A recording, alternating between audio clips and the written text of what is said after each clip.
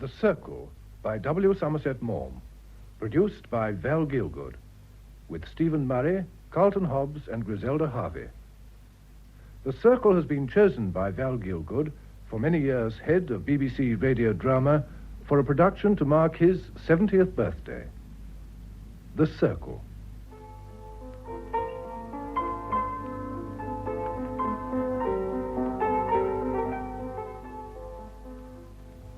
The play's action takes place in the early 1920s at Aston Adey, the beautiful period home of Arnold Champion Chaney, MP. Imagine a stately drawing room with fine pictures on the walls and period furniture. It is a place rather than a house.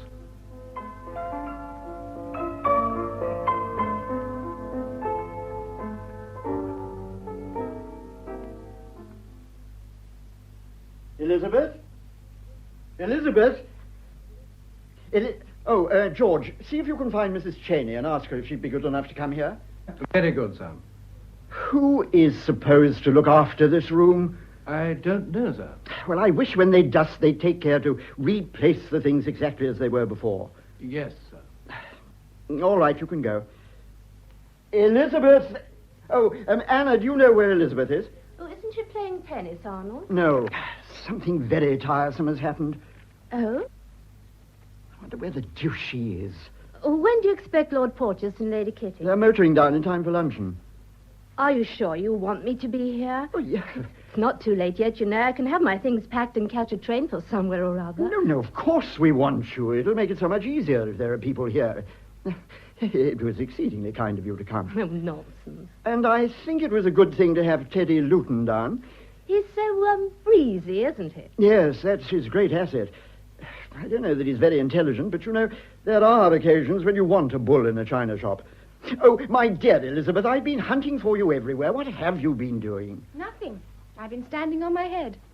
My father's here. Where? At the cottage. He arrived last night. Damn. I wish you wouldn't say that, Elizabeth. If you're not going to say damn when a thing's damnable, when are you going to say damn? Well, I should have thought you could say, oh, bother, or something like that. But that wouldn't express my sentiments. Besides, at that speech day when you were giving away the prizes, you said there were no synonyms in the English language. I'm always willing to stand by anything I've said. There are no synonyms in the English language. In that case, I shall be regretfully forced to continue to say damn whenever I feel like it. I say, what about this tennis? Come in, Teddy. Husband and wife are having a scene. How splendid. What about? The English language. I wish you'd be serious, Elizabeth. The situation is none too pleasant. I think Teddy and I had better make ourselves scarce, Arnold. Nonsense. You're both in it. If there's going to be any unpleasantness, we want your moral support. That's why we asked you to come. Is anything up? Arnold's father arrived last night. Did he, by Jove? I thought he was in Paris. So did we all. He told me he'd be there for the next month. Have you seen him? No.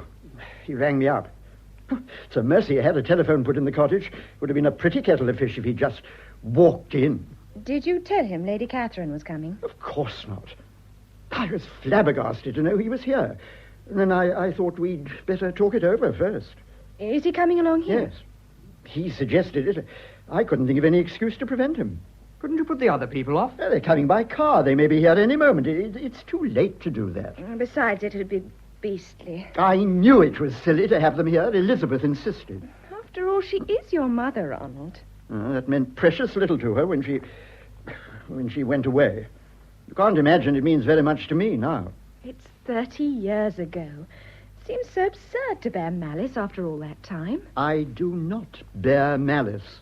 But the fact remains that she did me the most irreparable harm. I can find no excuse for her. Have you ever tried Oh, to? my dear Elizabeth, it's no good going over all that again. The facts are lamentably simple. She had a husband who adored her, a wonderful position, all the money she could want, and a child of 5. And she ran away with a married man. Perhaps your mother couldn't help herself if she was in love. And had no sense of honor, duty, or decency? Oh, yes, under those circumstances, you can explain a great deal. That's not a very pretty way to speak of your mother. Well, I can't think of her as my mother. What you can't get over is that she didn't think of you. It gives me a little thrill when I think that she loved that man so much.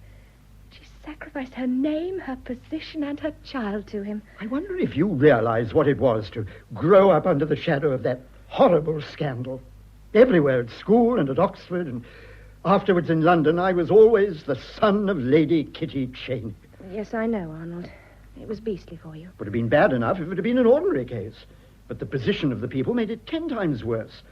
My father was in the House then, and Porteous was Under-Secretary for Foreign Affairs, and very much in the public eye. My father always used to say he was the ablest man in the party. Everyone was expecting him to be Prime Minister. You can imagine what a boon it was to the British public. They hadn't had such a treat for a generation. The most popular song of the day was about my mother. Did you ever hear it? Naughty Lady Kitty thought it such a pity. Oh, Arnold, don't. And they never let people forget them. If they'd lived quietly in Florence and not made a fuss, the scandal would have died down. But those constant actions between Lord and Lady Porteous kept on reminding everyone. What were they having actions about? Well, of course, my father divorced his wife, but Lady Porteous refused to divorce Porteous. They were constantly wrangling in the law courts. Oh, I think it was monstrous of Lady Porteous. No, she knew he wanted to marry my mother, and she hated my mother. You can't blame her. Oh, it must have been very difficult for them. That's why they lived in Florence. Porteous has money, and they found people there who were willing to accept the situation. This is the first time they've ever come to England. My father will have to be told, Elizabeth. Yes. Has he ever spoken to you about Lady Kitty, Elizabeth? Never. I don't think her name has passed his lips since she ran away from this house 30 years ago. Oh, they lived here? Oh, naturally. There was a house party, and one evening neither Porteous nor my mother came down to dinner. The rest of them waited. They couldn't make it out. My father sent up to my mother's room, and a note was found on the pincushion. That's what they did in the Dark Ages. I think he took a dislike to this house from that horrible night. He never lived here again, and when I married, he handed the place over to me. He just has a cottage now on the estate that he comes down to when he feels inclined. It's been very nice for us. I owe everything to my father. I don't think he'll ever forgive me for asking these people to come here. I'm going to take all the blame on myself, Arnold. The situation was embarrassing enough anyhow. I don't know how I ought to treat them. Don't you think that it'll settle itself when you see them? After all, they're my guests. I shall try and behave like a gentleman. I wouldn't. We haven't got central heating. Will she expect me to kiss her? Surely. Always makes me uncomfortable when people are effusive. I can't understand why we never saw her before. I believe she tried to see me when I was little, but my father thought it better she shouldn't. Yes, but when you were grown up. She was always in Italy. I never went to Italy. It seems to me so pathetic that if you saw one another in the street, you wouldn't recognize each other. Well, is it my fault? You've promised to be very gentle with her and very kind. The mistake was asking Porteous to come too. Looks as though we condone the whole thing. And how am I to treat him? Am I to shake him by the hand and slap him on the back? He absolutely ruined my father's life. I think it's very lucky that Anna and Teddy are here. I don't foresee a very successful party. I'm going to do my best. I gave you my promise, and I shall keep it. But I can't answer for my father. Here is your father. May I come in through the window, or shall I have myself announced by a supercilious flunky? Come in. We've been expecting you. Impatiently, I hope, my dear child. We thought you'd be in Paris for another month. I always reserve to myself the privilege of changing my mind. It's the only one elderly gentlemen share with pretty women. You know Anna. Of course I do. How very nice to see you here. Are you staying long? As long as I'm welcome. And this is Mr. Luton. How do you do? How do you do, sir? And you, are you going to stay long, Father? To luncheon, if you'll have me. That'll be jolly. I didn't mean that. Of course you're going to stay for luncheon. I meant, how long are you going to stay down here? A week. I think we'd better chuck our tennis. Yes. I want my father-in-law to tell me what they're wearing in Paris this week. I'll go and put the rackets away. Elizabeth, it's nearly 1 o'clock. Oh, I didn't know it was so late. Arnold, I wonder if I can persuade you to take a turn in the garden before luncheon. Thank you, Anna. Yes, I'd love it. Father, I want you to look at this chair I've just got. I think it's rather good. Charming. Yeah, about 1750, I should say. Good design, isn't it? It hasn't been restored or anything. Very pretty. Yes. I think it was a good buy, don't you? Oh, my dear boy, you know I'm entirely ignorant about these things. It's exactly my period. Well, I shall see you at luncheon, then. Who is that young man, Elizabeth? Mr. Luton. Oh, he's the manager of a rubber estate in the FMS. And what are the FMS when they're at home? The Federated Malay States. He's just going back there. And why have we been left alone in this very marked manner? Have we? I didn't notice it. I suppose it's difficult for the young to realize that one may be old without being a fool. I never thought you that. Everyone knows you're very intelligent. They certainly ought to by now. I've told them often enough. Are you a little nervous? Oh, let me feel my pulse. No, it's perfectly regular. When I suggested staying to luncheon, Arnold looked exactly like a dose of castor oil. I wish you'd sit down. You have evidently something very disagreeable to say to me. You won't be cross with me. How old are you? 25. I'm never cross with a woman under 30. Then I've got 10 years. Mathematics? No, paint. Well? Lady Catherine's coming here. Who's Lady Catherine? You're Arnold's mother. Is she? You mustn't blame Arnold. It's my fault. I insisted. He was against it. I nagged him till he gave way, and then I wrote and asked her to come. I didn't know you knew her. I don't. But I heard she was in London, and it seemed so heartless not to take the smallest notice of her. When is she coming? We're expecting her in time for luncheon. As soon as that. I understand the embarrassment. You see, we never expected you to be here. You said you'd be in Paris for another month. Oh, my dear child, this is your house. There's no reason why you shouldn't ask whom you please to stay with you. After all, whatever her faults, she's Arnold's mother. It seemed so unnatural that they should never see one another. My heart ached for that poor, lonely woman. Yeah, I never heard that she was lonely, and she certainly isn't poor. And there's something else. Yes? I couldn't ask her by herself. It would have been so insulting. I asked Lord Porteous, too. I see. I dare say you'd rather not meet them. I dare say they'd rather not meet me. I shall have a capital luncheon at my cottage. No one's ever talked to me about Lady Kitty. Won't you tell me what she was like? She was very like you, Elizabeth, only she had dark hair instead of red. Poor dear. It must be quite white now. I dare say. She was a pretty little thing. But she was one of the great beauties of her day. They say she was lovely. She had the most adorable little nose, like yours. Do you like my nose? And she was very dainty, with a beautiful little figure, very light on her feet. She was like a marquise in an old French comedy. Yes, she was lovely. And I'm sure she's lovely still. She's no chicken, you know. You can't expect me to look on it as you and Arnold do. When you've loved as she's loved, you may grow old, but you grow old beautifully. You're very romantic. If everyone hadn't made such a mystery of it, I dare say I shouldn't feel as I do. Oh, I know she did a great wrong to you and a great wrong to Arnold. I'm willing to acknowledge that. I'm sure it's very kind of you. But she loved and she dared. Romance is such an elusive thing. You read of it in books, but you seldom see it face to face. I can't help it if it thrills me. I'm painfully aware that the husband in these cases is not a romantic object. She had the world at her feet.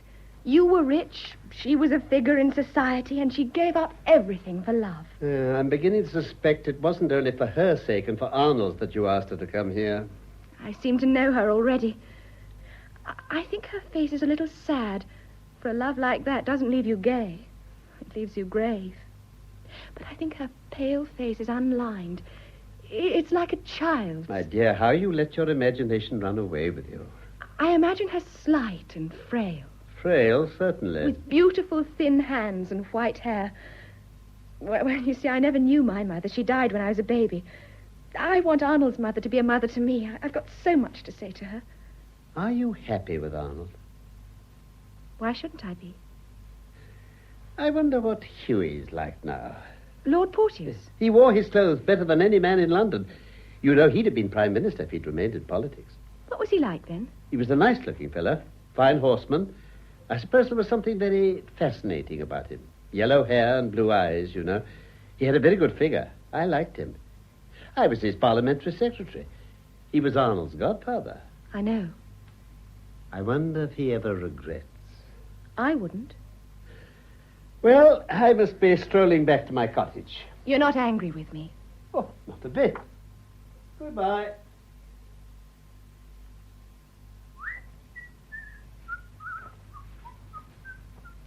I saw your blighter go.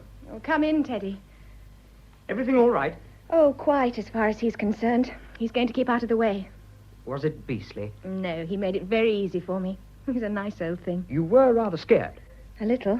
I am still. I don't know why. I guessed you were. I thought I'd come and give you a little moral support. Ah, it's grand here, isn't it? It is rather nice. It'll be jolly to think of it when I'm back in the FMS. Aren't you homesick sometimes? Oh, everyone is now and then, you know. You could have got a job in England if you'd wanted to, couldn't you? Oh, but I love it out there. I imagine that frills are not much worn in the FMS. Must be a comfort. It's not much good being pretentious, where everyone knows exactly who you are and what your income is. What do you do with yourself all the time? Oh, one works like blazes. You have to be a pretty hefty fellow to be a planter. And then there's grand bathing. You know, it's lovely with palm trees all along the beach. And there's shooting. And now and then we have a little dance to a gramophone. I think you've got a young woman out there, Teddy. I haven't.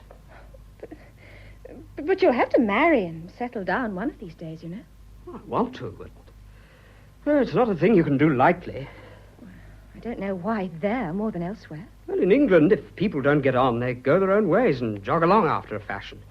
In a place like that, you're thrown a great deal on your own resources. Of course. Lots of girls come out because they think they're going to have a good time. But if they're empty-headed, then they're just faced with their own emptiness, and they're done. It's not a very alluring prospect. But if the woman's the right sort, she wouldn't exchange it for any life in the world. What sort is the right sort? A woman of courage and endurance and sincerity. Of course, it's hopeless unless she's in love with her husband. My house stands on the side of a hill, and the coconut trees wind down to the shore. Azaleas grow in my garden, and camellias, and all sorts of flowers. And in front of me is the winding coastline, and then the blue sea. Do you know that I'm awfully in love with you? I wasn't quite sure. I wondered. And you? Yes. I've never kissed you. I don't want you to. Elizabeth, they're coming. Well, who?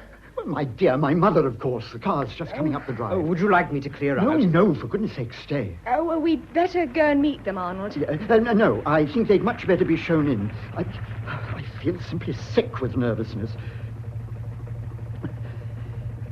Your guests have arrived. Yes, I know, Anna. I've given orders that luncheon should be served at once. Well, why? It's not 1:30 already, is it? Well, I thought it would help. When you don't know exactly what to say, you can always eat. Lady Catherine Champion Cheney, Lord Porteous. Elizabeth. Oh, what an adorable creature. Hughie, isn't she adorable? How do you do? Damnable roads you've got down here.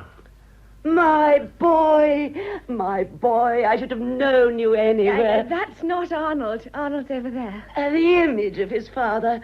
I should have known him anywhere. My boy.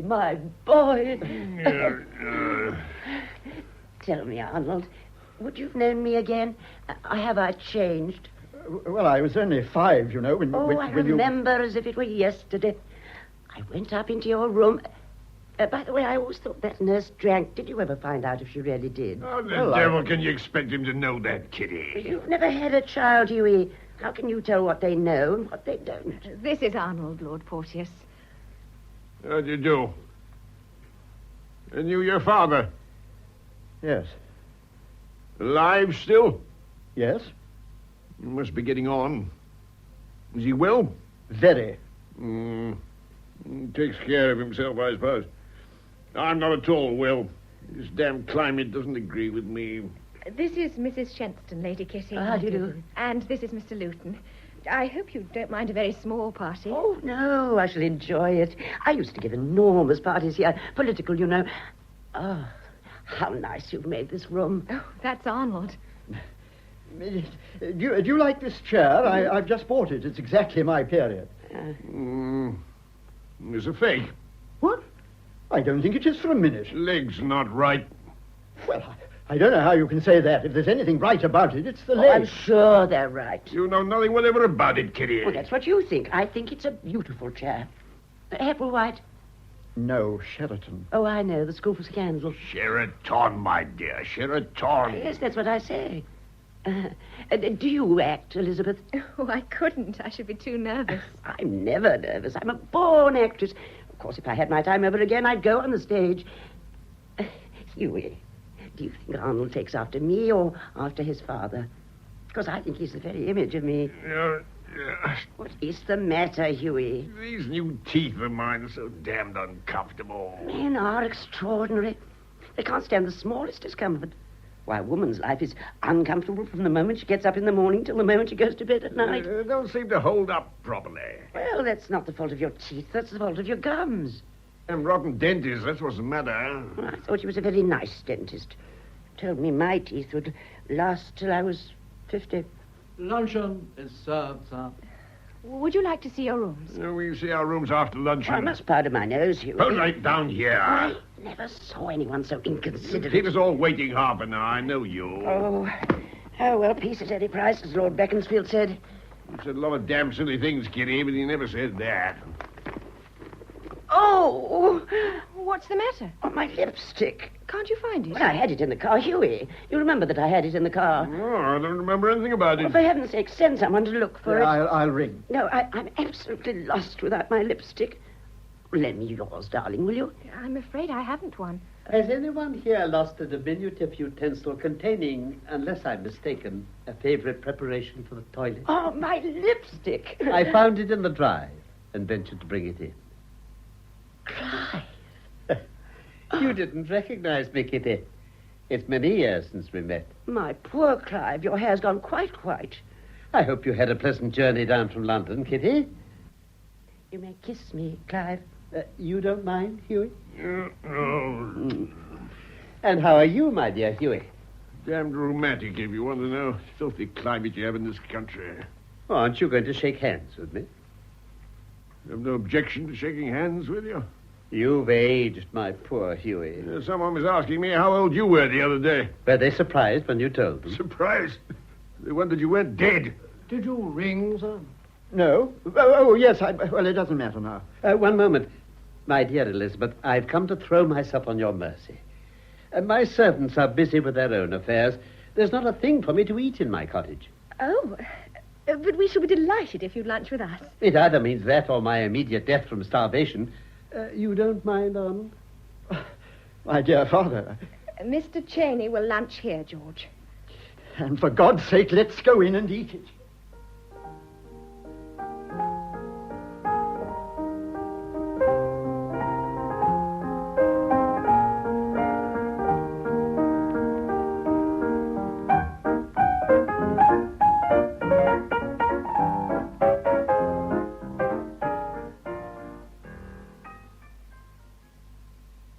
When will Arnold be back, Elizabeth?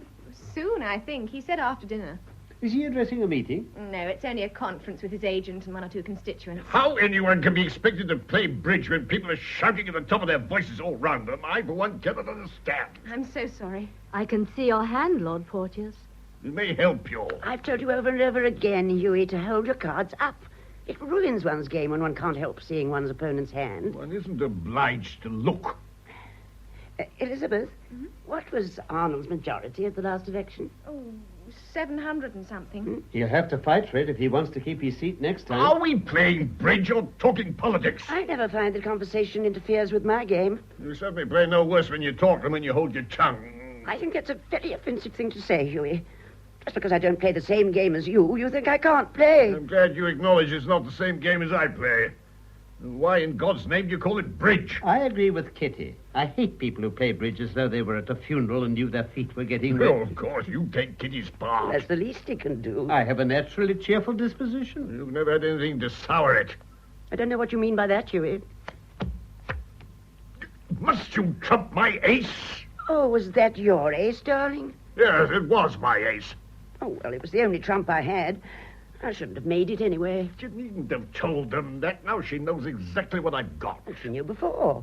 How could she know? She said she'd seen your hand. Oh, I didn't. I said I could see it. Well, I naturally suppose that if she could see it, she did. Really, Kitty, you had the most extraordinary idea. Not at all. If anyone's such a fool as to show me his hand, of course I look at it. If you study the etiquette of bridge, you'll discover that onlookers are expected not to interfere with the game. My dear Huey, this is a matter of ethics, not of bridge.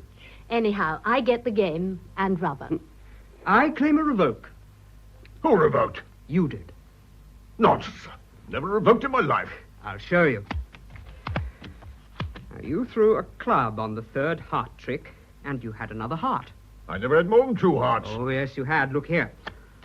That's the card you played on the last trick but one. There's no doubt about it, Huey. You revoked. I tell you, I did not revoke. I never revoke. You did, Huey? I wondered what on earth you were doing. I don't know how anyone can be expected not to revoke when there's this confounded chatter going on all the time. Now I'm going to play patience. Well, I'm going to take a book and lie down in the hammock till it's time to dress. Would you like to come for a little stroll, Huey? Red Queen. What for? Exercise. I hate exercise. 7 goes on the 8, Huey.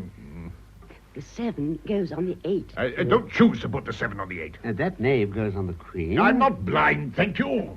The 3 goes on the 4. All these go over. Am I playing this patience or are you playing it? Go away, both of you. You irritate me. We're only trying to help you, Huey. I don't want to be helped. I want to do it by myself.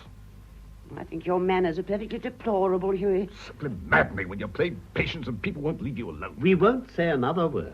That 3 goes. I believe it's coming out. If I'd been such a fool as to put that 7 up, I shouldn't have been able to bring these down. The 4 goes on the 5. Damn you, why don't you leave me alone? It's intolerable. It was coming out, my dear I fellow. know it was coming out. Confound you. A pity you are, Huey. Pity me damned. I've told you over and over again I will not be interfered with when I'm playing patience. Don't talk to me like that, I Huey. shall talk to you as I please. Oh, you brute. You brute. You brute. Oh, damn. Now she's gonna cry. Upon my soul, they might be married, they frip so much. You promised to keep away. Why did you come back the moment they arrived? Curiosity, my dear child. A surely pardonable curiosity. And since then, you've been here all the time. You don't generally favor us with so much of your company when you're down at your cottage. I've been excessively amused. It struck me that whenever they start fripping, you took a malicious pleasure in goading them on. I don't think there's much love lost between them now, do you? I think, if you don't mind, No, don't go, Teddy. No, please don't. I'm only staying a minute. We were talking about Lady Kitty just before she arrived. Do you remember the pale, frail lady in black satin and old lace? Did you expect her to be like this, poor dear? My dear child, I haven't the vaguest idea. You were asking me the other day what she was like when she ran away. I didn't tell you half. She was so gay and so natural. Who would have thought that animation would turn into such frivolity and that charming impulsiveness lead to such a ridiculous affectation? It rather sets my nerves on edge to hear the way you talk of her. It's the truth that sets your nerves on edge, not I. You loved her once. Have you no feeling for her at all? No, why should I? She's the mother of your son. My dear child, you have a charming nature, as simple, frank, and artless as hers was. Don't let pure humbug obscure your common sense. We have no right to judge. She's only been here 2 days. We know nothing about her. My dear, her soul is as thickly rouged as her face. She hasn't an emotion that's sincere. She's tinsel. You think I'm a cruel, cynical old man. Why, when I think of what she was, if I didn't laugh at what she has become, I should cry. How do you know she wouldn't be just the same now if she'd remained your wife? Do you think your influence would have had such a salutary effect on her? I like you when you're bitter and rather insolent. Do you like me enough to answer my question? She was only 27 when she went away. She might have become anything. She might have become the woman you expected her to be. We are the creatures of our environment. She's a silly, worthless woman because she's led a silly, worthless life. You're horrible today. I don't say it's I who could have prevented her from becoming this ridiculous caricature of a pretty woman grown old. But life could. Here she would have had the friends fit to her station and a decent activity and worthy interests. There is no more lamentable pursuit than a life of pleasure. At all events, she loved, and she loved greatly. I have only pity and affection for her. And if she loved, what do you think she felt when she saw that she had ruined Hughie? Look at him. He was tight last night after dinner and tight the night before. I know. And she took it as a matter of course. How long do you suppose he's been getting tight every night? Do you think he was like that 30 years ago? Can you imagine that was a brilliant young man whom everyone expected to be Prime Minister? Look at him now. A grumpy, sodden old fellow with false teeth. You have false teeth, too. Yes, but damn it all, they fit. She's ruined him, and she knows she's ruined him. Why are you saying all this to me? Am I hurting your feelings? I think I've had enough for the present. I'll go and have a look at the goldfish. I want to see Arnold when he comes in. Oh, I'm afraid we've been boring, Mr. Luton. Not at all. When are you going back to the FMS? In about a month. I see. I wonder what he has at the back of his head. Do you think he was talking at you? He's as clever as a bag full of monkeys. It seems very difficult to get a few minutes alone with you. I wonder if you've been making it difficult. I wanted to think.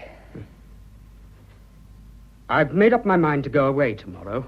Why? I want you all together or not at all. You're so arbitrary. You said you cared for me. I do. Do you mind if we talk it over now? No. It makes me feel rather shy and awkward. I've repeated to myself over and over again exactly what I want to say to you, and now all I'd prepared seems rather footling. I'm so afraid I'm going to cry. I feel it's all so tremendously serious, and I think we ought to keep emotion out of it. You're rather emotional, aren't you? So are you, for the matter of that. That's why I wanted to have everything I meant to say to you cut and dried. I think it would be awfully unfair if I made love to you and all that sort of thing, and you were carried away. I wrote it all down and thought I'd send it to you as a letter. Why didn't you? A letter seems so cold. You see, I love you so awfully. For goodness sake, don't say that. No, you mustn't cry. Please don't, or I shall go all to pieces. I'm sorry. It doesn't mean anything, really. It's only tears running out of my eyes. Our only chance is to be awfully matter-of-fact.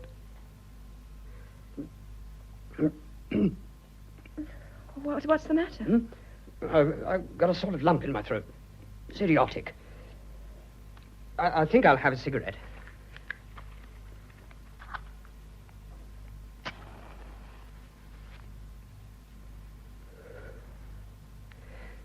You see, I've never been in love with anyone before. Not really. It's knocked me endways. I don't know how I can live without you now. Oh. Does that old fool know I'm in love with you? I think so. When he was talking about Lady Kitty smashing up Lord Porteous' career, I thought there was something at the back of it. I think he was trying to persuade me not to smash up yours. Well, I'm sure that's very considerate of him, but I don't happen to have one to smash. I wish I had. It's the only time in my life I've wished I were a hell of a swell, so that I could chuck it all and show you how much more you are to me than anything else in the world. You're a dear old thing, Teddy. You see, I'm not at all romantic and that sort of thing. I'm just a common or garden businessman. All this is so dreadfully serious, and I think we ought to be sensible. You owl. No, Elizabeth, don't say things like that to me. I want you to consider all the pros and cons, and my heart's thumping against my chest, and you know I love you. I love you. I love you. Oh, my precious. No, don't be idiotic, Elizabeth. I'm not going to tell you that I can't live without you in a lot of muck like that. You know that you mean everything in the world to me. Oh, my God. Do you think there's anything you can say to me that I don't know already? But I haven't said a single thing I wanted to. I'm a businessman, and I want to put it all in a business way, if you understand what I mean. I don't believe you're a very good businessman. You don't know what you're talking about. I'm a first-class businessman, but somehow this is different. What I want to say is perfectly simple. I'm a very ordinary businessman. You've said that before. Shut up. I haven't got a bob besides what I earn. I've got no position. I'm nothing. You're rich and you've got everything that anyone can want. But after all, there's only one thing that really matters in the world, and that's love. I love you. Oh, chuck all this, Elizabeth, and come to me. Are you cross with me? Furious. Darling. If you don't want me, tell me so at once and let me get out quickly. Teddy, nothing in the world matters anything to me but you. I'll go wherever you take me. I love you. Oh, my God. Does it mean as much to you as that? Oh, Teddy. Don't be a fool, Elizabeth. It's you, the fool. You're making me cry. You're so damned emotional. You're damned emotional yourself. I'm sure you're a rotten businessman. I don't care what you think. Oh, you've made me so awfully happy. I say, what a lark life's going to be. Oh, Teddy, you are an angel. Let's get out quick. It's no good wasting time. Elizabeth. What? Nothing. I just like to say Elizabeth. You fool. I say, can you shoot? No. I'll teach you. You don't know how grand it is to start out from your camp at dawn and travel through the jungle, and you're so tired at night, and the sky's all starry. Isn't it fun being in love with someone who's in love with you?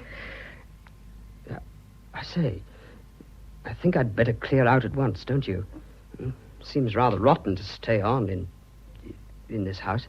You can't go tonight. There's no train. I'll go tomorrow. I'll wait in London till you're ready to join me. I'm not going to leave a note on the pincushion like Lady Kitty, you know. I'm going to tell Arnold. Are you? Don't you think there'll be an awful bother? I must face it. I should hate to be sly and deceitful. Well, then let's face it together. No, I'll talk to Arnold by myself. You won't let anyone influence you? No. There's the car. Arnold's come back. I must go and bathe my eyes. I don't want them to see I've been crying. All right. Elizabeth. What? Bless you. Idiot.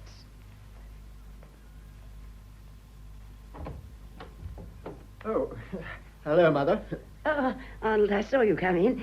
Well, we don't seem to have had 5 minutes by ourselves. I want to make your acquaintance, you know. I should like you to know that it's not by my wish that my father is here. Oh, but I'm so interested to see him.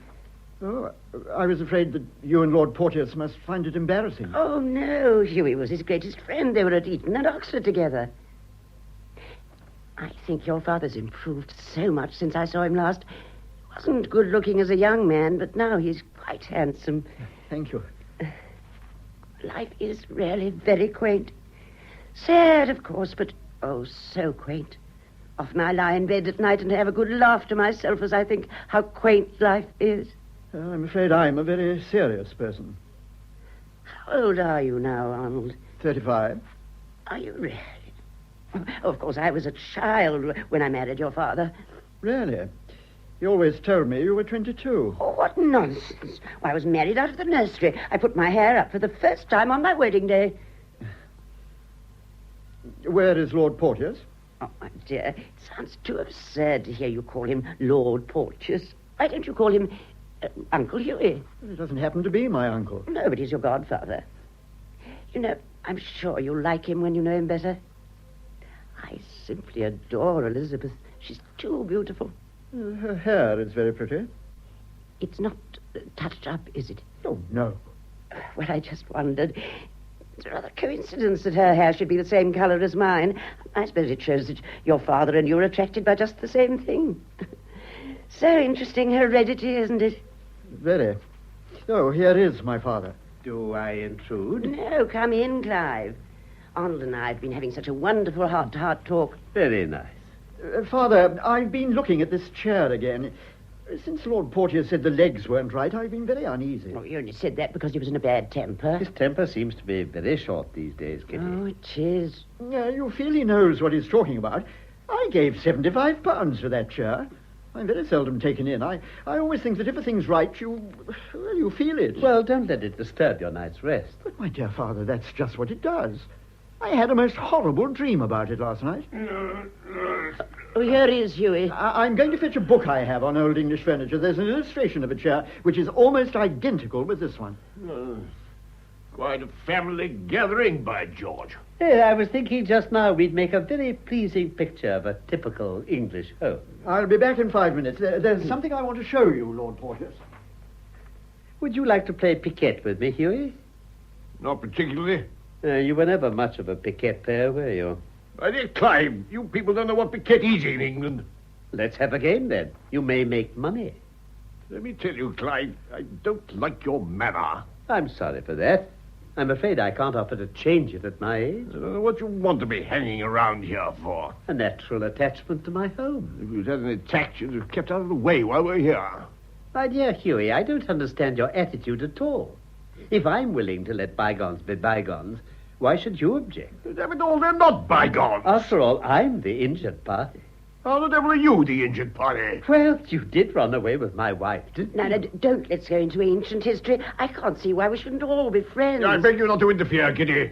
I'm very fond of Clive. You never cared 2 straws for Clive. You only say that to irritate me. Not at all. I don't see why he shouldn't come and stay with us. Oh, I'd love to. I think Florence in springtime is delightful. Have you central heating? I never liked you. I don't like you now. And I never shall like you. How very unfortunate, because I liked you. I like you now, and I shall continue to like you. There's something very nice about you, Clive. If you think that, why the devil did you leave him? Are you going to reproach me because I love you? How utterly detestable you are. No, don't quarrel with one another. Oh, it's all his fault. I'm the easiest person in the world to live with. But really, he tried the patience of a saint. Come, don't get upset, Kitty. When 2 people live together, there must be a certain amount of give and take. Would you have the very great kindness to mind your own business? It is his business. He naturally wants me to be happy. I have the very greatest affection for Kitty. Then why the devil didn't you look after her properly? My dear Hughie, you were my greatest friend. I trusted you. It may have been rash. It was inexcusable. I don't know what you mean by that, Hughie. Don't try to bully me, Kitty. Oh, I know what you mean. Then why the devil did you say you didn't? Well, when I think that I've sacrificed everything for that man, and for 30 years I've had to live in a filthy marble palace with no sanitary conveniences. You mean to say that you haven't got a bathroom? I've had to wash in a tub. Oh, my poor Kitty, how you've suffered. Really, Kitty, I'm sick of hearing of the sacrifice you made. I suppose you think I sacrificed nothing. I should have been Prime Minister by now if it hadn't been for you. Nonsense. What do you mean by that? Everyone said I should be Prime Minister. Shouldn't I have been Prime Minister, Clive? It was certainly the general expectation. I was the most promising young man of my time. I was bound to get a seat in the cabinet at the next election. Well, they'd have found you out just as I found you out. I'm sick of hearing that I ruined your career. You never had a career to ruin. Prime Minister. You haven't the brain. You haven't the character. Cheek, push, and a gift of the gab will serve very well instead, you know. Besides, in politics, it's not the men that matter. It's the women at the back of them.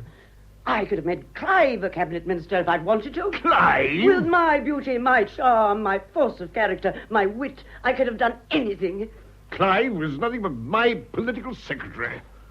When I was Prime Minister, I might have made him governor of some colony or other. Western Australia, say.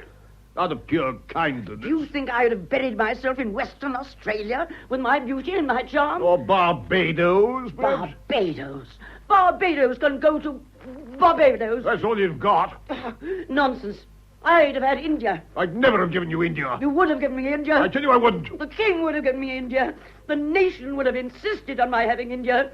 I would have been in vice reign or nothing. I tell you that as long as the interests of the British Empire... Damn it, all my teeth are coming out.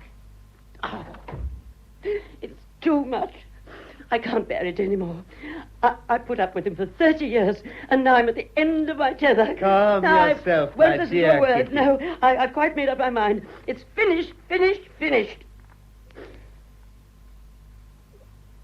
When I saw that you didn't marry again, I couldn't help thinking that you still loved me.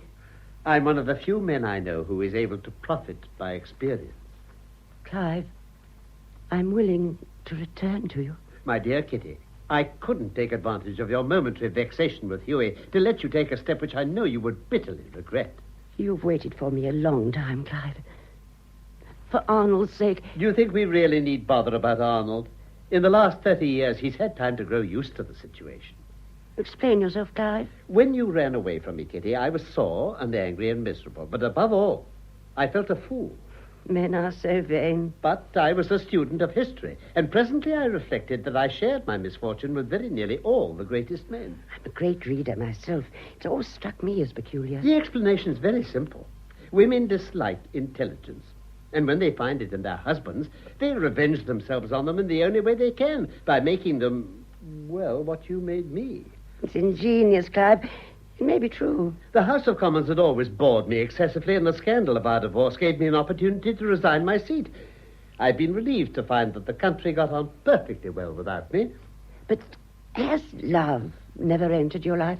Tell me frankly, Kitty, don't you think people make a lot of unnecessary fuss about love? Oh, it's the most wonderful thing in the world. You're incorrigible. Do you really think it was worth sacrificing so much for? My dear Clive, I don't mind telling you, if I had my time over again, I should be unfaithful to you, but I should not leave you.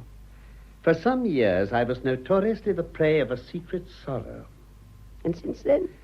Since then, I have allowed myself the luxury of assisting financially a succession of dear little things in a somewhat humble sphere between the ages of 20 and 25. I cannot understand the infatuation of men for young girls. I think they're so dull. It's a matter of taste. I love old wine, old friends, and old books. But I like young women. On their 25th birthday, I give them a diamond ring and tell them they must no longer waste their youth and beauty on an old fogey like me. Then I start all over again. You're a wicked old man, Clive. But by George, I'm a happy one.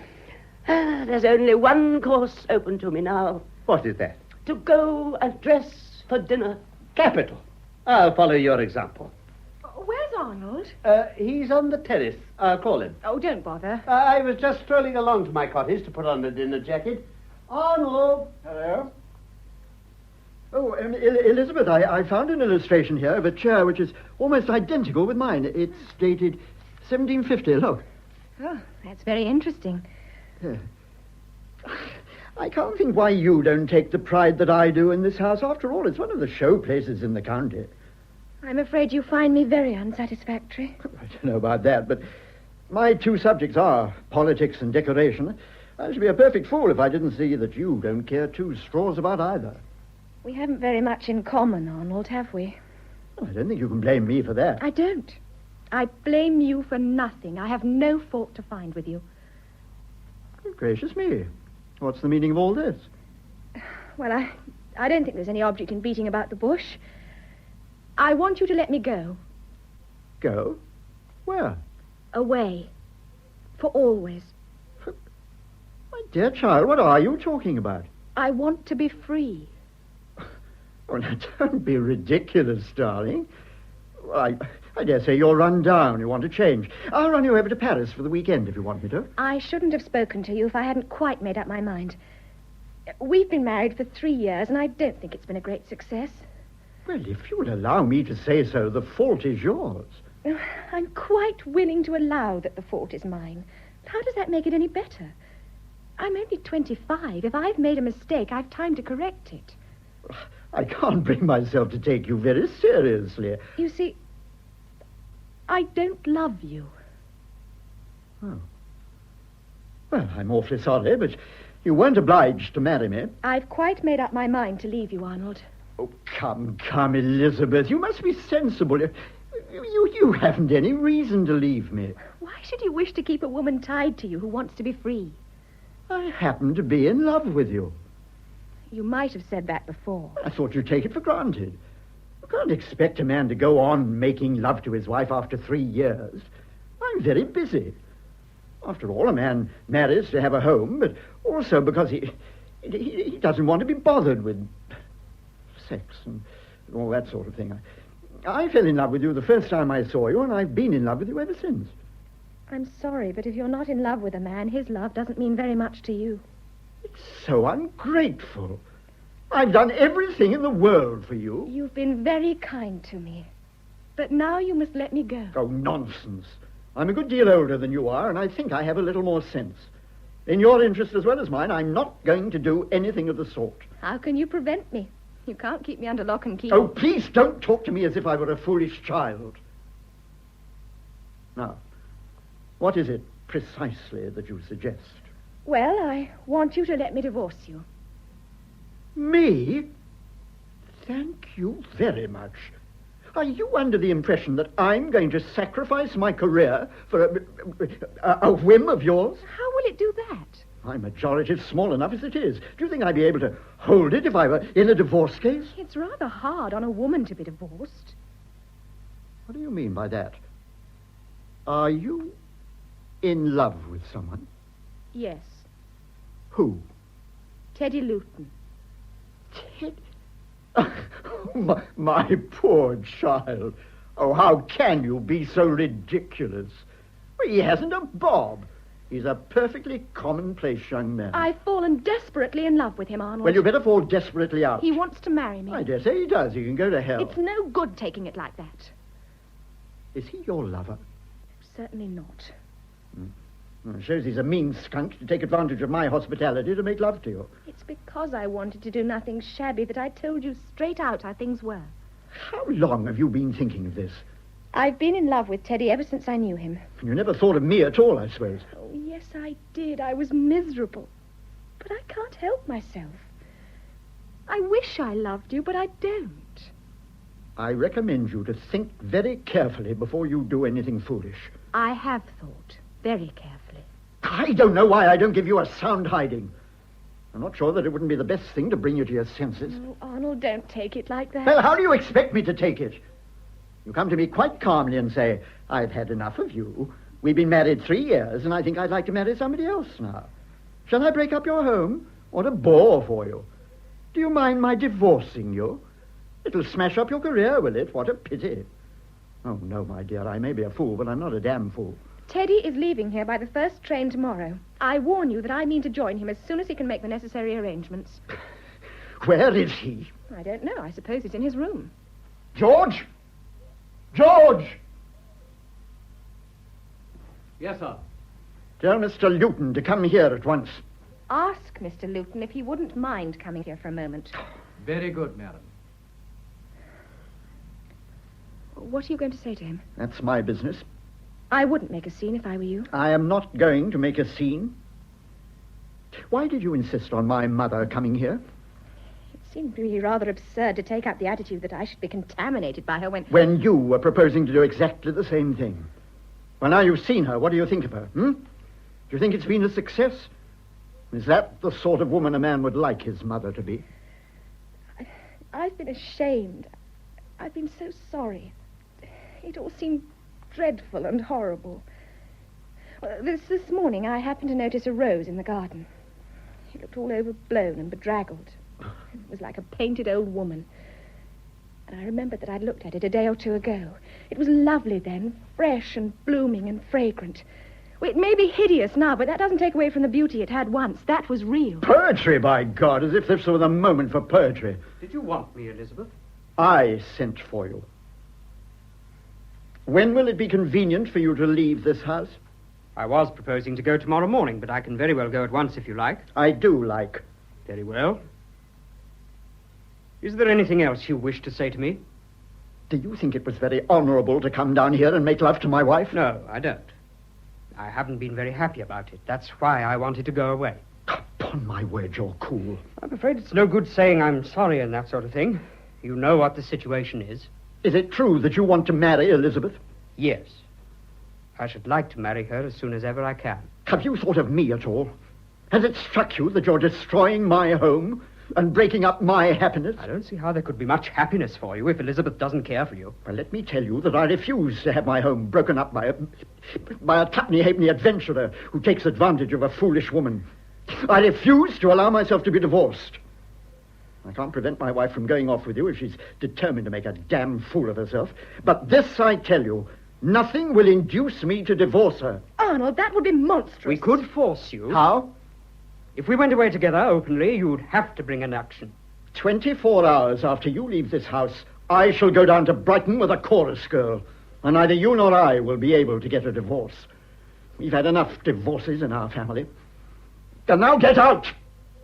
Get out! Get out!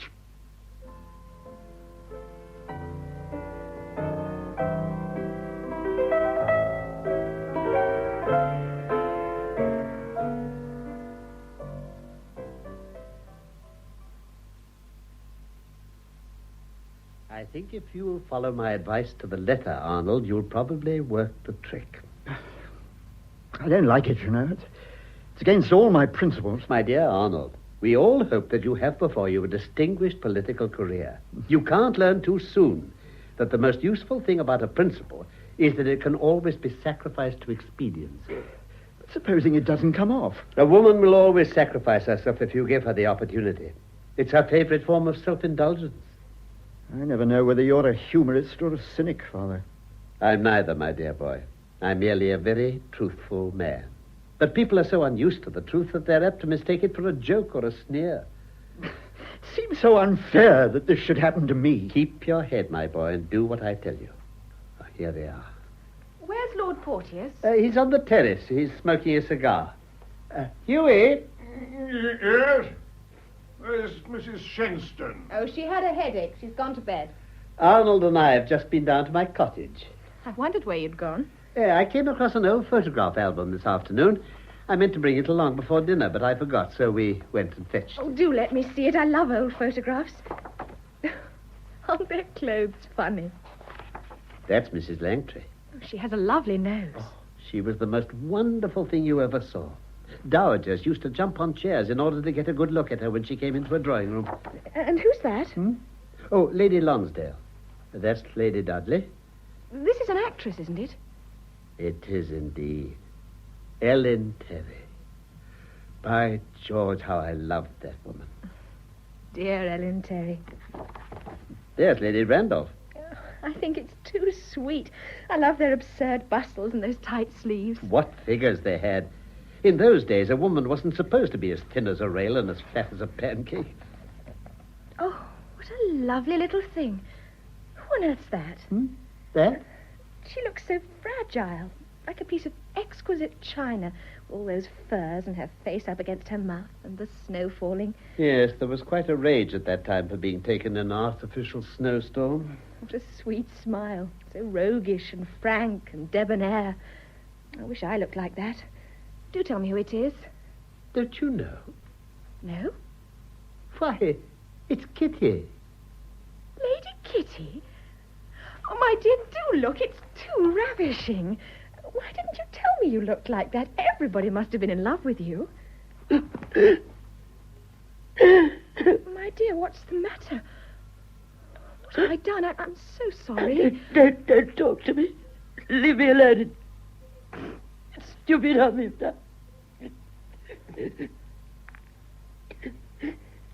Come out on the terrace, Elizabeth. Did you do that on purpose?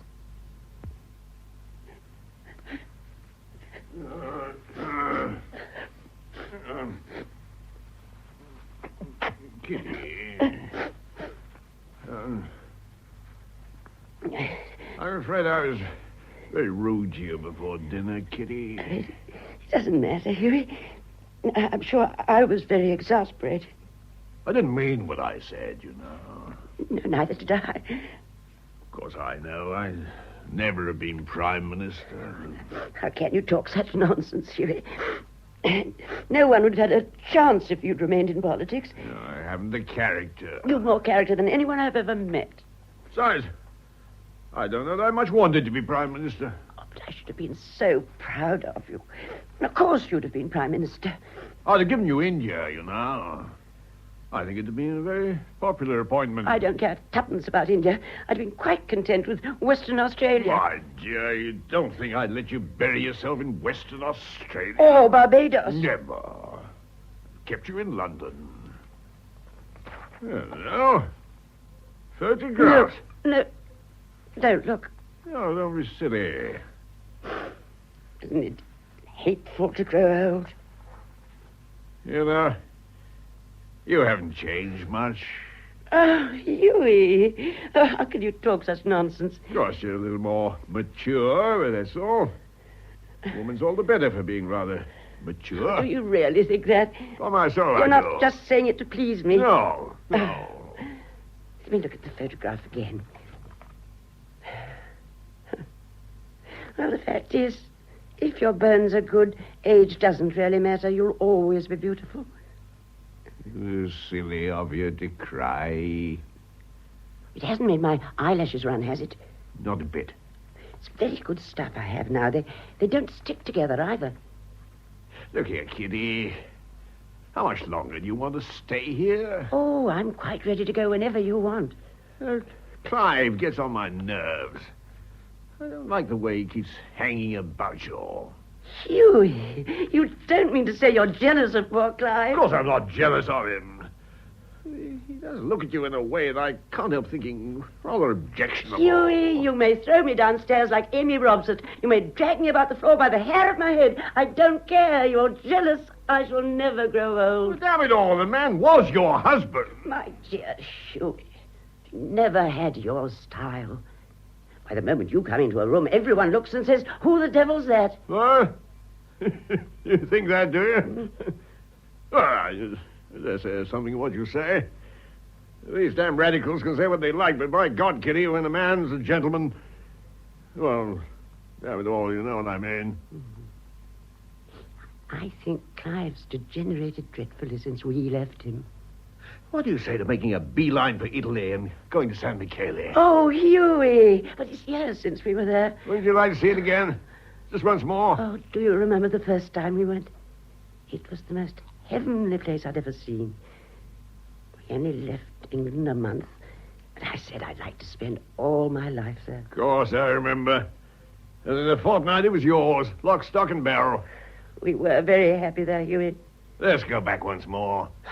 No, I daren't. It must be all peopled with the ghosts of our past. One should never go again to a place where one's been happy. It would break my heart.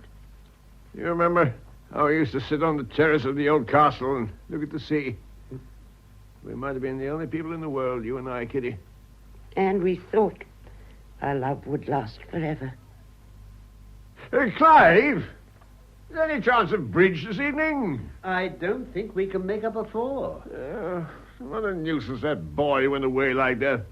He wasn't a bad player. Teddy Luton. It was very funny, his going without saying goodbye to anyone. The young men of the present day are very casual. I thought there was no train this evening. There isn't. The last train leaves at 5:45. Why did you go, Clive? I have something very grave to say to you. Elizabeth wants to leave Arnold. Clive? What on earth for? She's in love with Teddy Luton. That's why he went. Oh. The men of my family are really very unfortunate. My dear. Well, what's to be done? I think you can do a great deal. I? What? Tell her. Tell her what it means. Oh, no. No. She's a child, not for Arnold's sake, for her sake. You must. You don't know what you're asking, Clive. Yes, I do. Hughie, what shall I do? Oh, do what you like. I shall never blame you for anything. Yes, George? What is it? I was looking for Mrs. Champion Cheney, sir. She's not here. Is that a letter? Yes, sir. It's just been sent up from the Champion Arms. Leave it. I'll give it to Mrs. Cheney. Very good, sir. Is the Champion Arms a local pub? It's by way of being a hotel, but I never heard of anyone staying there. Well, if there was no train, I suppose he had to go there. Great minds. I wonder what he has to write about. Elizabeth? Yes? Here's a note for you. It's lovely in the garden tonight. They've just sent this up from the Champion Arms. Oh, thank you.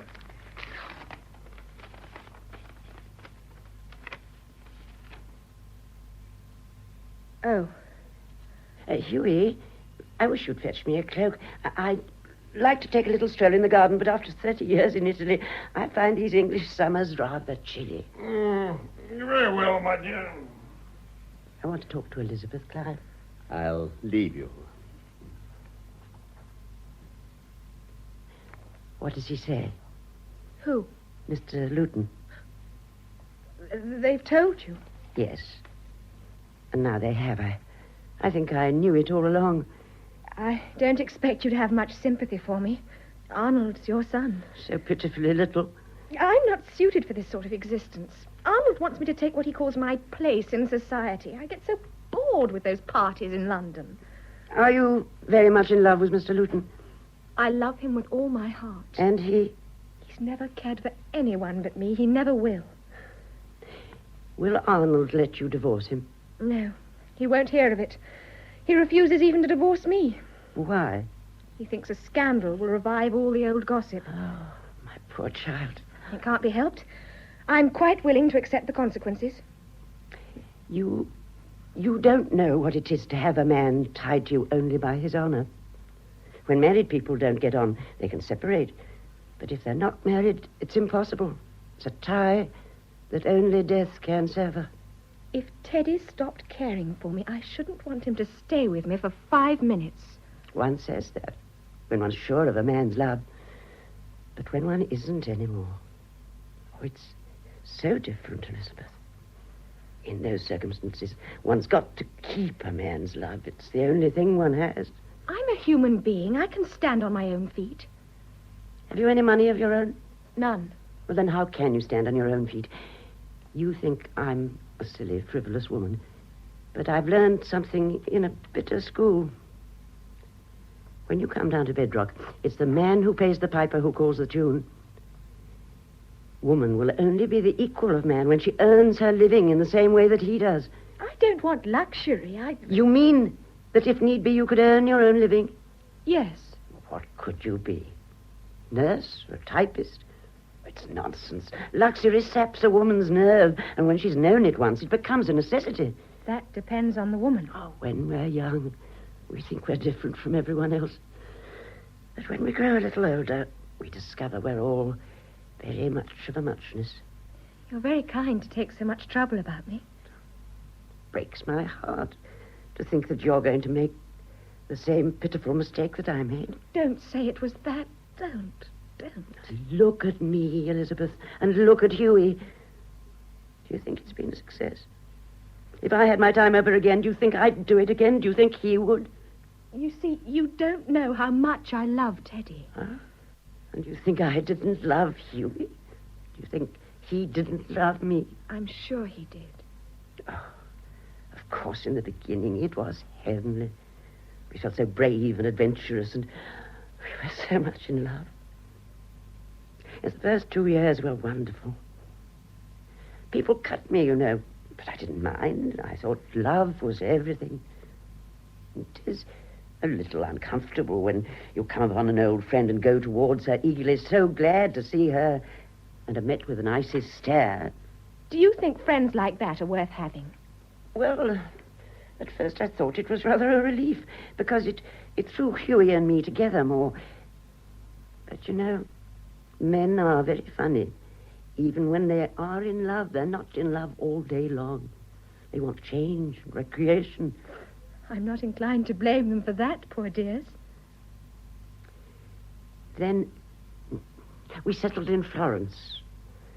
And because we couldn't get the society we'd been used to, we became used to the society we could get.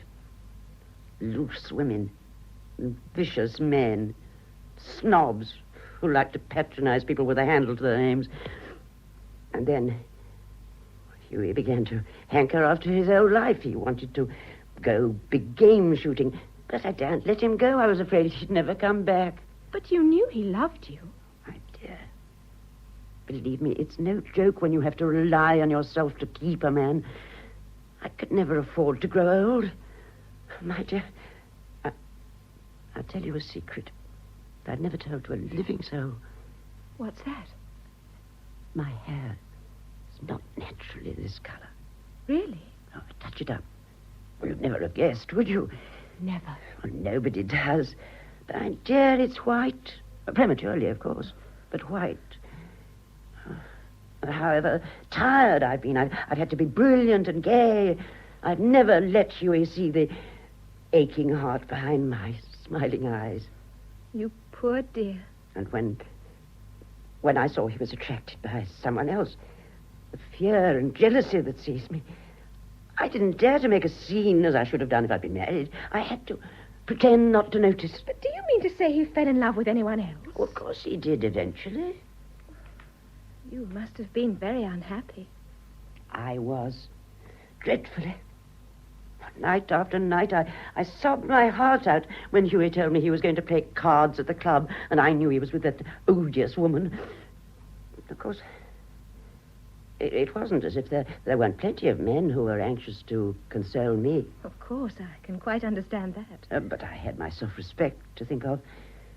Whatever Hughie did, I would do nothing I should regret. You must be very glad now. Notwithstanding all my temptations, I have been absolutely faithful to Hughie. In spirit. I don't think I understand what you mean.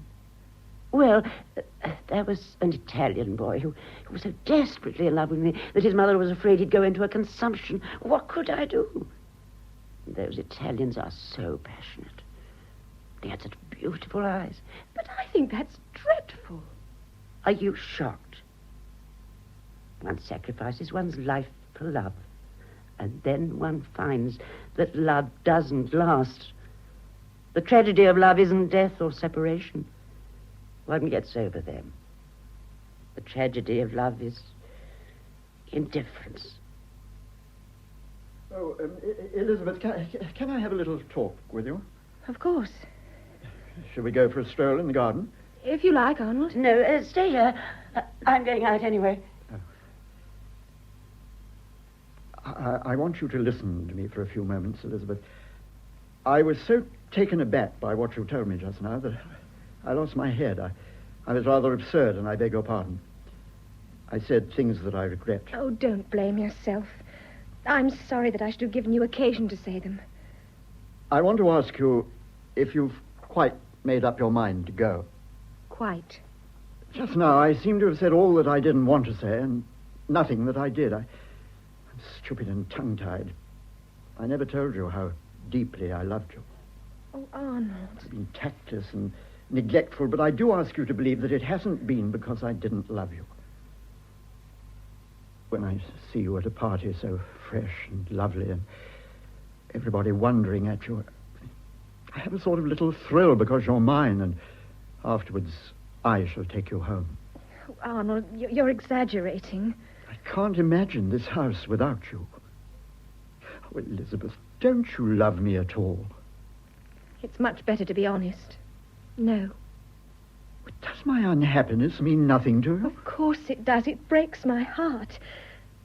You see, I never knew I meant so much to you. I'm so touched. And I'm so sorry, Arnold, really sorry, but I can't help myself. My poor child, it's cruel of me to torture you. Oh, Arnold, believe me, I have tried to make the best of it. I tried to love you, but I can't. After all, one either loves or one doesn't. Trying's no help. I'm so afraid you'll be unhappy. I'm so afraid you'll regret. I hope you'll forget me and all the unhappiness I've caused you. Elizabeth? Yes? If you love this man and want to go to him, I'll do nothing to prevent you. My only wish is to do what is best for you. Arnold, that's awfully kind of you. If I'm treating you badly, at least I want you to know that I'm grateful for all your kindness to me. But there is one favor I should like you to do for me. Will you? Oh, Arnold, of course, I'll do anything I can. You've been used to a certain amount of luxury, and I can't bear to think that you should do without anything that you've had. Oh, but Teddy can earn enough for our needs. I'm afraid my mother's life hasn't been very easy, but it's obvious that the only thing that's made it possible is that Porteous was rich. I want you to let me make you an allowance of $2,000 a year. No, I couldn't think of it. It's absurd. I beg you to accept it. You don't know what a difference it will make. It's awfully kind of you, Arnold. It humiliates me to speak about it. Nothing would induce me to take a penny from you. Well, you can't prevent me from opening an account at my bank in your name. The money shall be paid in every quarter, whether you touch it or not, and if you happen to want it, it will be there, waiting for you. You overwhelm me, Arnold. There's only one thing I want you to do for me. I should be very grateful if you would divorce me as soon as you possibly can. No, I won't do that.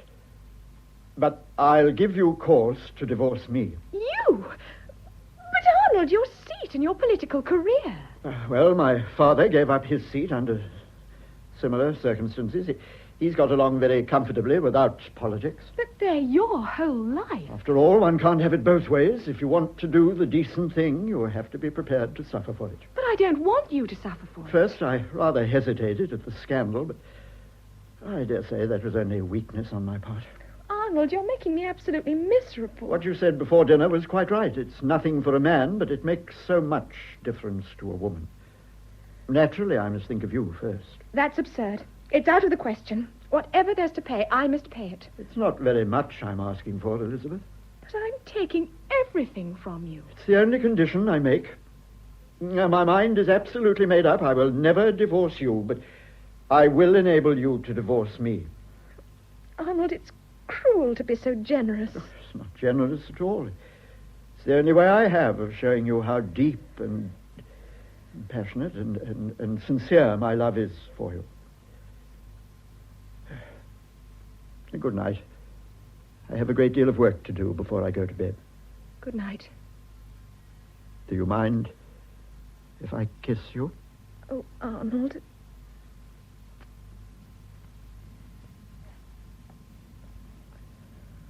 You alone, Elizabeth? That note you asked me about, Lady Kitty, from Teddy. Yes. He wanted to have a talk with me before he went away. He's waiting for me at the end of the terrace. Would Lord Porteous mind going and asking him to come here? Certainly. Forgive me for troubling you, but it's very important. No trouble at all. Hugh and I'll leave you alone. Oh, but I don't want to be left alone. I want you to stay. What are you going to say to him? Please don't ask me questions. I'm so frightfully unhappy. Oh, my dear child. No, isn't life rotten? Why can't one be happy without making other people unhappy? I brought him. He said he'd be damned if he'd come. When a lady sent for him. Are these the manners of the young men of today? When you've been solemnly kicked out of a house once, I think it seems rather pushing to come back again as though nothing had happened. Teddy, I want you to be serious. Darling, I had such a rotten dinner at that pub. If you asked me to be serious on the top of that, I should cry. Don't be idiotic, Teddy. I'm so utterly wretched. What is it? I can't come away with you, Teddy. Why not? I don't love you enough. Fiddle. Don't say fiddle to me. I shall say exactly what I like I to won't you. be bullied. Now, look here, Elizabeth. You know perfectly well that I'm in love with you, and I know perfectly well that you're in love with me, so what are you talking nonsense for? I can't say it if you're cross with me. I'm not cross with you, silly. Oh, it's harder still when you're being rather an owl. Am I mistaken in thinking you're not very easy to please? Now, tell me exactly what you want to say.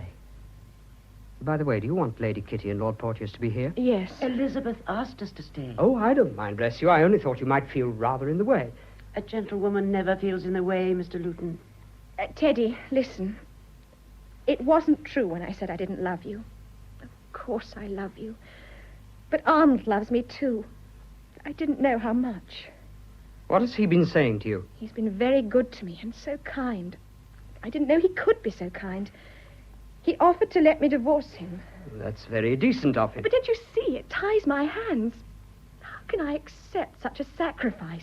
I should never forgive myself if I profited by his generosity. You're not in love with Arnold. You're in love with me. It's idiotic to sacrifice your life for a slushy sentiment. After all, I did marry him. Well, you made a mistake. A marriage without love is no marriage at all. I made the mistake. Why should he suffer for it? If anyone has to suffer, it's only right that I should. What sort of life do you think it would be with him? When two people are married, it's very difficult for one of them to be unhappy without making the other unhappy, too. I can't take advantage of his generosity. I dare say he'll get a lot of satisfaction out of it. Oh, you're being beastly, Teddy. He was simply wonderful. I never knew he had it in him. You're talking rot, Elizabeth. I wonder if you'd be capable of acting like that. Acting like what? What would you do if I were married to you and came to you and told you I loved somebody else and wanted to leave you? You have very pretty blue eyes, Elizabeth. I'd black first one and then the other, and after that we'd see. You damned brute. Well, I've often thought I wasn't quite a gentleman. Had it never struck you? You know, you're taking an unfair advantage of me. I feel as if I came to you quite unsuspectingly, and when I wasn't looking, you kicked me on the shins. Don't you think we'd get on rather well together? Oh, Elizabeth's a fool if she don't stick to her husband. It's bad enough for the man, but for the woman, it's damnable. I hold no brief for Arnold.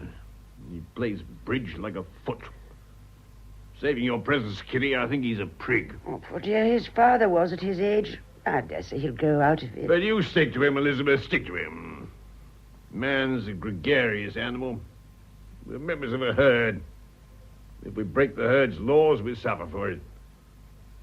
We suffer damnably. Elizabeth, my dear child, don't go. It's not worth it. It's not worth it. I tell you that. And I've sacrificed everything to love. I'm afraid. Elizabeth. I can't face it. It's asking too much of me. Let's say goodbye to one another, Teddy. It's the only thing to do. I'm giving up all my hope of happiness.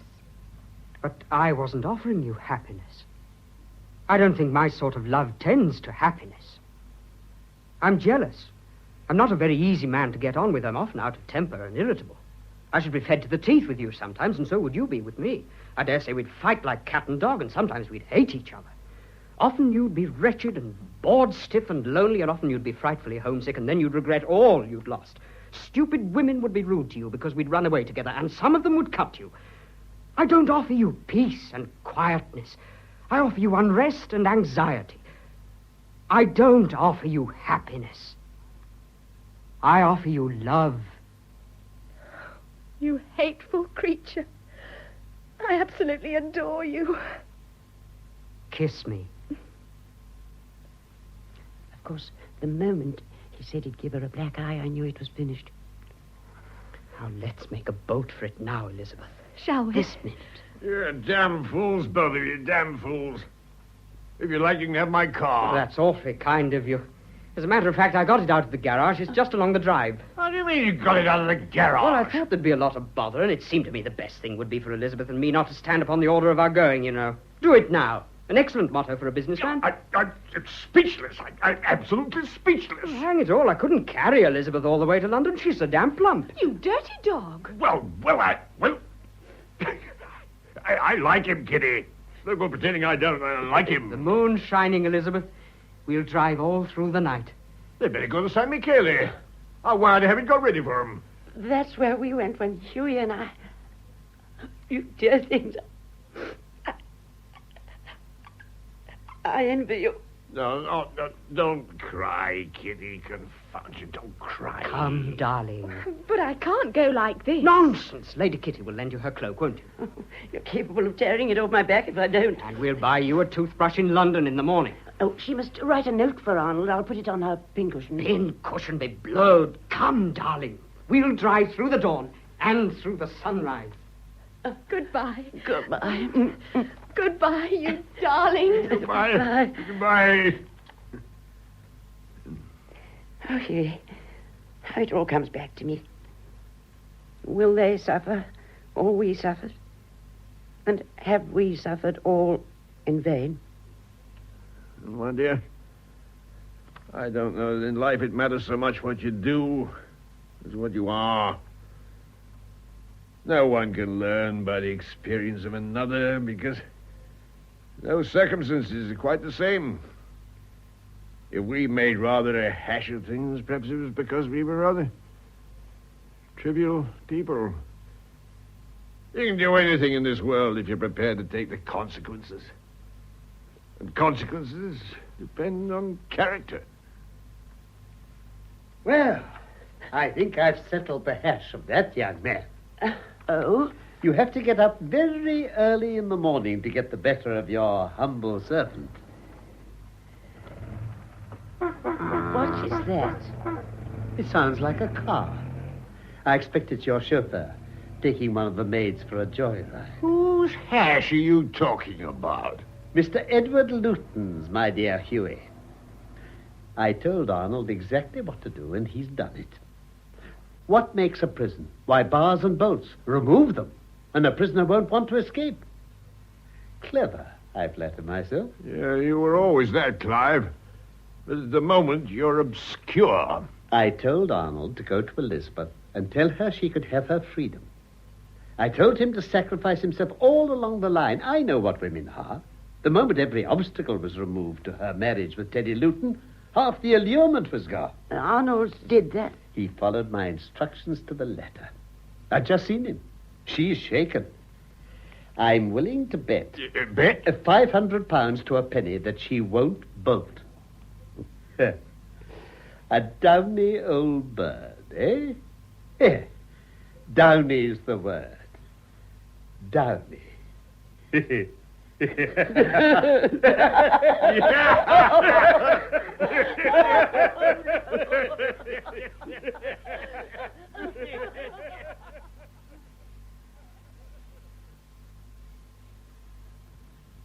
In The Circle by W. Somerset Maugham, the part of Arnold Champion Chaney was played by Alan Wheatley. George, Peter Tuddenham, Anna Shenstone, Dorrit Wells, Elizabeth Patricia Gallimore, Edward Luton, Brian Hewlett, Clive Champion Chaney, Carlton Hobbs, Lady Kitty, Griselda Harvey, and Lord Porteous, Stephen Murray. The play was produced by Val Gielgud.